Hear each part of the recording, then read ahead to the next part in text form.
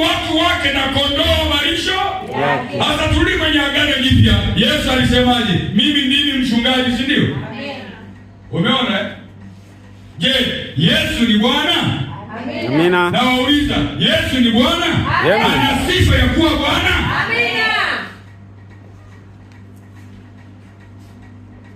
Yesu ni Bwana. Sio Bwana tu, ni Bwana Mungu. Amen. Lakini leo nisikilizeni. Leo watu wengi wanasema mimi Yesu amekuwa Bwana na Mwokozi wangu. Ndivyo anavyosema hivyo. Mimi Yesu ni Bwana na Mwokozi wangu.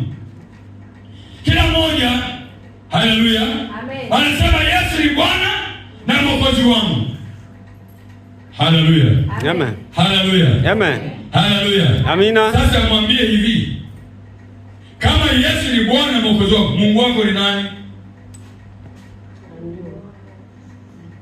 Hapo ndio pana kasheshi. Kwani Mungu hajui kama Yesu ndio Mungu mwenyewe. Kwa nini ndio Mungu mwenyewe? Kwa nini? Sifa ya Mungu, sifa unachokiabudu, unayemwabudu, sifa yake ili aonekane na sifa ya kuabudiwa, hicho kinachoabudiwa au huyo unayemwabudu.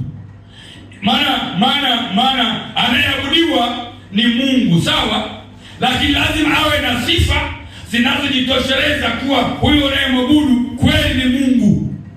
Sifa ya kwanza, huyo Mungu lazima awe ni wa milele.